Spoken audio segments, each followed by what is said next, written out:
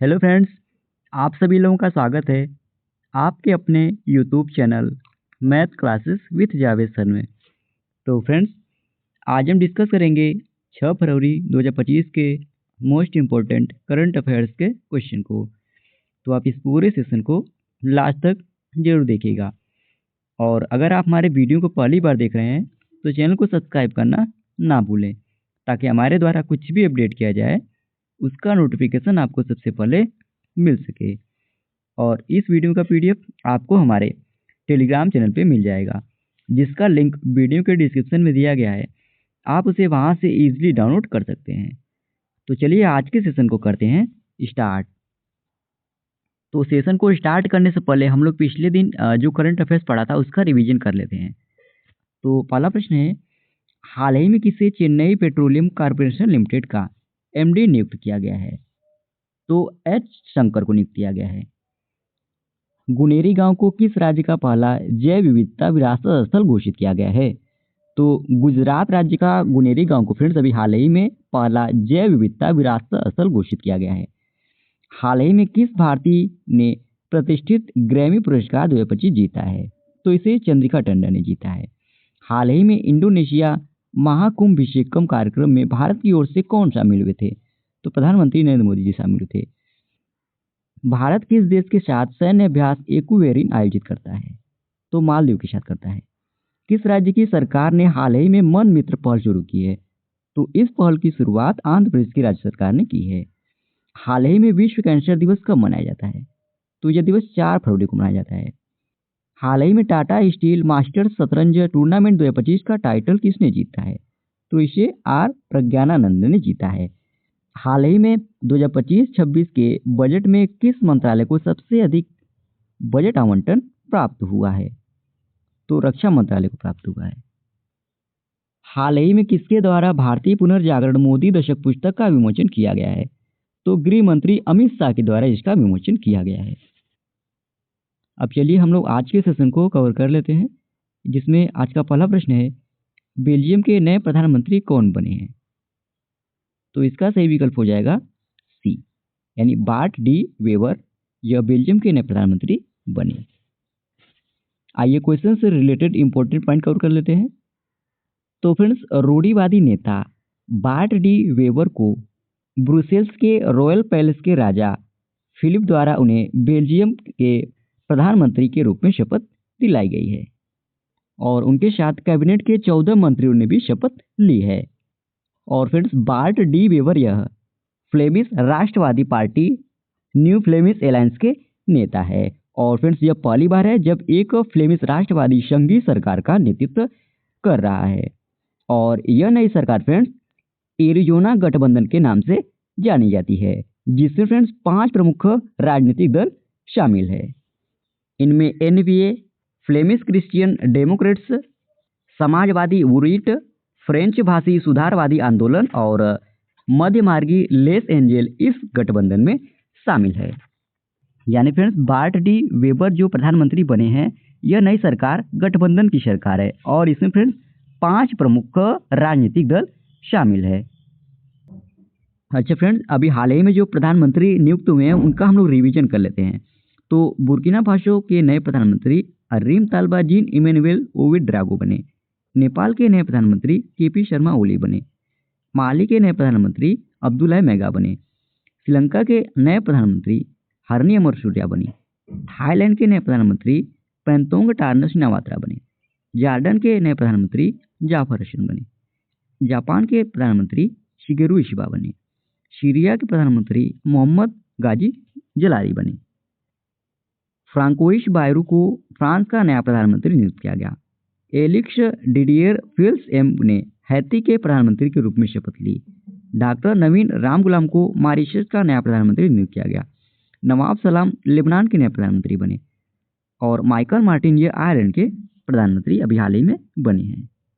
अच्छा, अब हम लोग बेल्जियम के बारे में भी जान लेते हैं। तो बेल्जियम यह फ्रेंड्स पश्चिमी यूरोप के सबसे छोटे देशों में से एक है, और यह यूरोपीय संघ और उत्तरी अटलांटिक संधि संगठन यानी नाटो का सदस्य देश है। और बेल्जियम की राजधानी ब्रुसेल्स है। यहाँ के सम्राट फिलिप हैं। यहाँ की मुद्रा यूरो है। यहाँ के प्रधानमंत्री बार्ट डी वेबर हैं। और बेल्जियम की सीमा फ्रेंड्स 4 देशों से लगती है, जिसमें फ्रांस, जर्मनी, नीदरलैंड और लग्जमबर्ग, इन 4 देशों से बेल्जियम की सीमा लगती है। ये मैप के थ्रू भी आप लोग देख सकते हैं। ये फ्रेंड्स बेल्जियम का मैप, और ये है फ्रांस, ये है लग्जमबर्ग, ये है जर्मनी और ये है नीदरलैंड। इन 4 देशों से बेल्जियम की सीमा लगती है।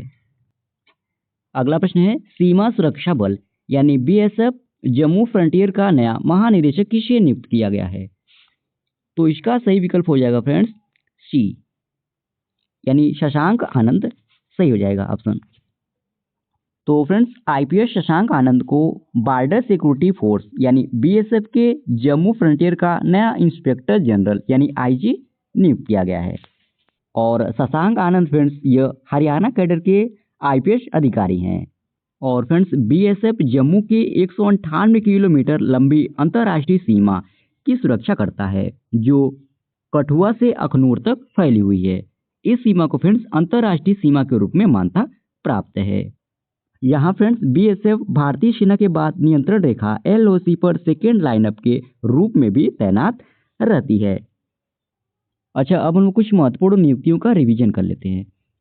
केंद्रीय रिजर्व पुलिस बल यानी सीआरपीएफ के महानिदेशक ज्ञानेंद्र प्रताप सिंह बने। उत्तर प्रदेश अधीनस्थ सेवा चयन आयोग यानी यूपी SSSC के नए अध्यक्ष डॉक्टर सत्यनारायण सावत बने।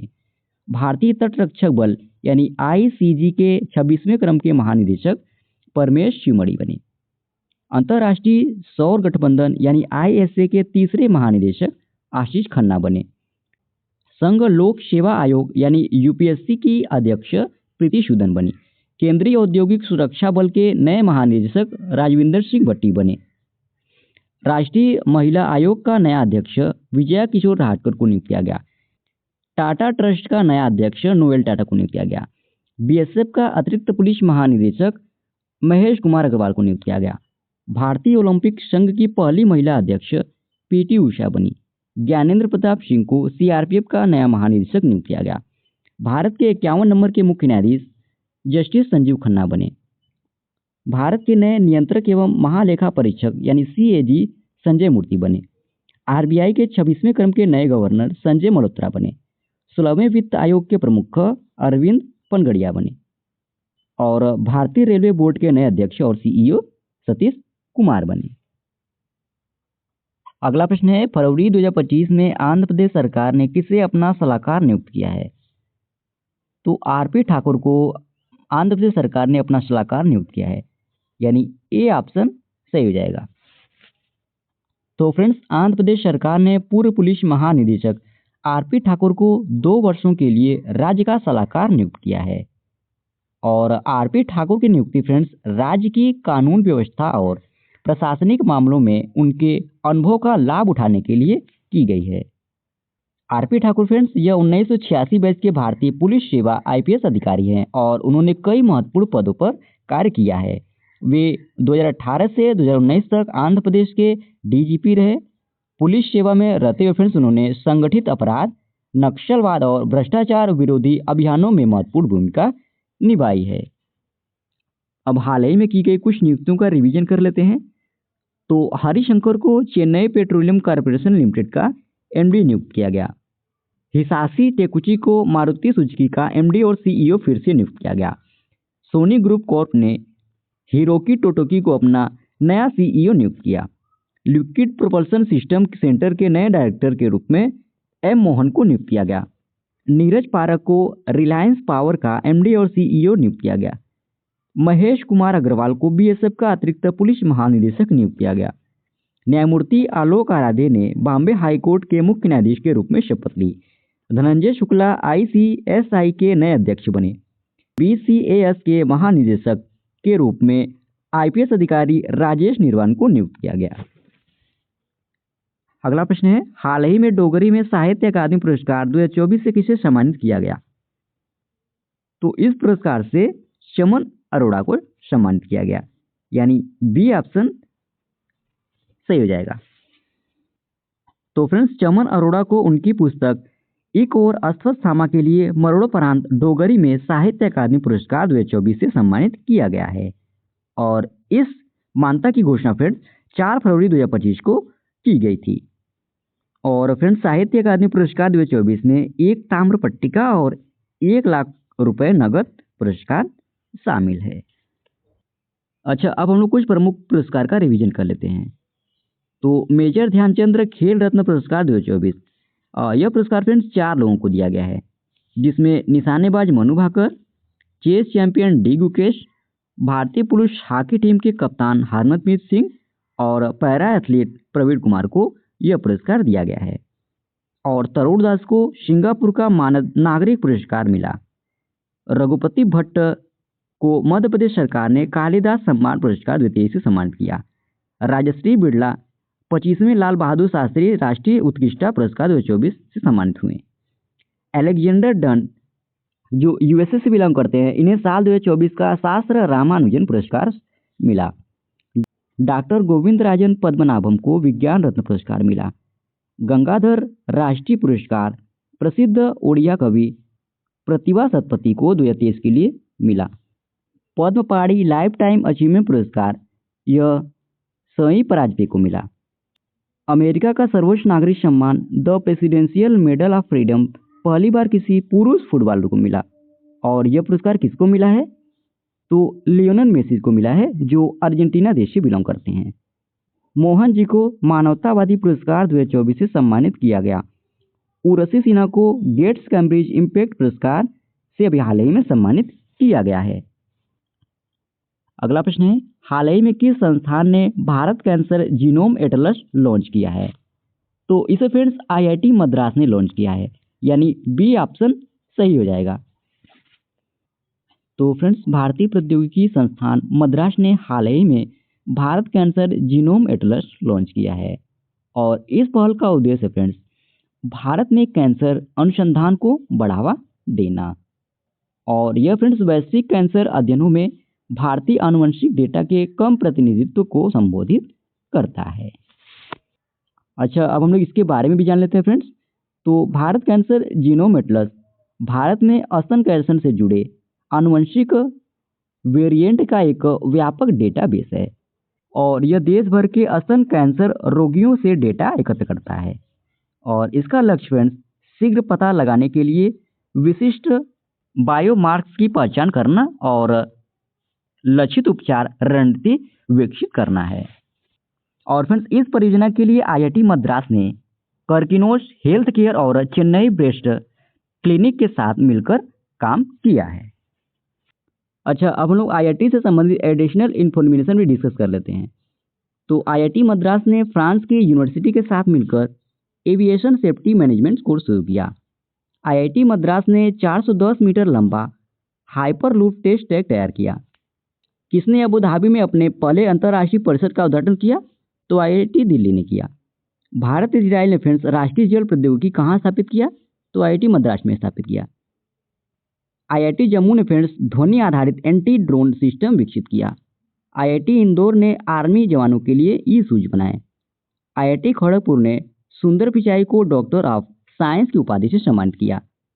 और भारत के बाहर फ्रेंड्स पहला आईआईटी किसने खोला? तो आईआईटी मद्रास ने खोला। और कहाँ पर खोला? तो तंजानिया में। आईआईटी मुंबई ने फ्रेंड्स दर्द रहित इंजेक्शन के लिए सुई रहित शॉक सिरिंज विकसित की। आईआईटी मद्रास ने अपना पहला अंतर्राष्ट्रीय अनुसंधान केंद्र कहाँ खोलने की घोषणा की है?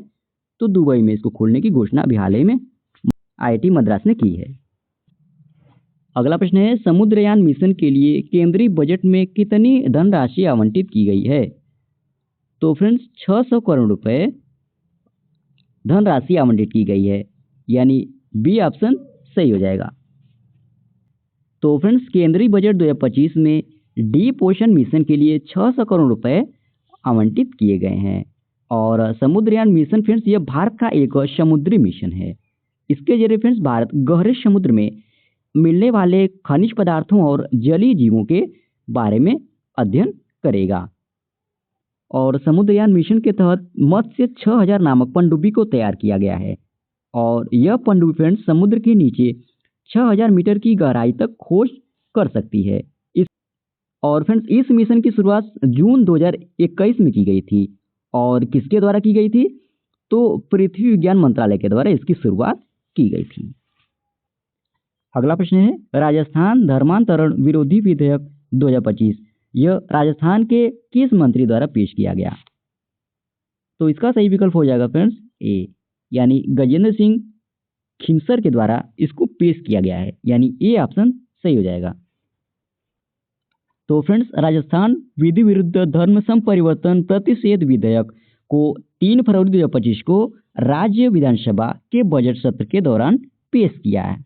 और इस विधेयक का उद्देश्य फ्रेंड्स राज्य में जबरन धर्म परिवर्तन से जुड़ी चिंताओं को दूर करना है। और स्वास्थ्य मंत्री गजेंद्र सिंह खिमसर ने विधेयक पेश किया जिसमें फ्रेंड्स अवैध धर्मांतरण के लिए कठोर दंड का प्रावधान है। अब बात कर लेते हैं विधेयक के प्रमुख प्रावधान के बारे में।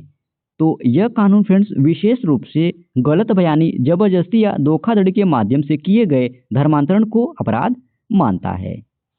और इसमें फ्रेंड्स अपराधियों को 10 वर्ष तक का कारावास और 50,000 रुपये तक का जुर्माना हो सकता है। और इसमें फ्रेंड्स उल्लंघन के लिए दंड का भी प्रावधान किया गया है जिसमें गैर कानूनी धर्मांतरण के लिए कारावास 1 से 5 साल तक और इसमें 15,000 रुपये तक जुर्माना का प्रावधान किया गया है। अब ये फ्रेंड्स अपना प्यारा भारत और ये है राजस्थान राज्य का मैप। और भारत की मैप में अगर राजस्थान की मैप की बात करें तो ये आप लोगों को रेड कलर में सर्कल में जो दिख रहा है वह राजस्थान का मैप है। और बात करें फ्रेंड्स राजस्थान की राजधानी कहाँ है तो जयपुर है। राजस्थान के वर्तमान मुख्यमंत्री कौन है तो भजनलाल शर्मा है। राजस्थान के वर्तमान राज्यपाल कौन है तो हरिभाऊ किशन राव पागड़े यहाँ के वर्तमान राज्यपाल हैं। अगला प्रश्न है हाल ही में किसे ऑस्ट्रेलियाई क्रिकेट हॉल ऑफ फेम में शामिल किया गया है? तो माइकल बेवन को शामिल किया गया है, यानी डी ऑप्शन सही हो जाएगा। तो फ्रेंड्स ऑस्ट्रेलिया के महान एक दिवसीय बल्लेबाज माइकल बेवन को ऑस्ट्रेलियाई क्रिकेट हॉल ऑफ फेम में शामिल किया गया है। और इस प्रतिष्ठित क्लब में यह शामिल होने वाले फ्रेंड 66वें सदस्य बन गए हैं। और उन्होंने फ्रेंड्स अपने करियर में 232 वनडे मैचों में 6,912 रन बनाए जिसमें 53.58 की औसत से 6 शतक शामिल है। अगला प्रश्न है चंद्रयान से चुनाव तक पहल किसके द्वारा शुरू किया गया है? तो यह पहल भारतीय चुनाव आयोग के द्वारा शुरू किया गया, यानी डी ऑप्शन सही हो जाएगा। तो फ्रेंड्स भारतीय चुनाव आयोग ने मौजूदा विधानसभा चुनावों के दौरान पश्चिमी दिल्ली में मतदाताओं का उत्साह बढ़ाने के लिए चंद्रयान से चुनाव तक पहल शुरू की है।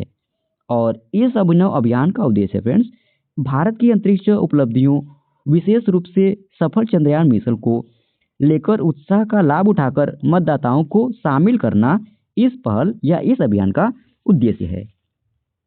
तो फ्रेंड्स इसी प्रश्न के साथ ही ये आज का हमारा डेली करंट अफेयर्स का सेशन समाप्त होता है। आशा करते हैं आज का आपको ये सेशन अच्छा लगा होगा। और इस वीडियो का पीडीएफ फ्रेंड्स आपको हमारे टेलीग्राम चैनल पे मिल जाएगा जिसका लिंक इस वीडियो के डिस्क्रिप्शन में दिया गया है। आप उसे वहां से इजीली डाउनलोड कर सकते हैं। और वीडियो में लास्ट तक बने रहने के लिए धन्यवाद। आज के लिए इतना ही। जय हिंद, वंदे मातरम।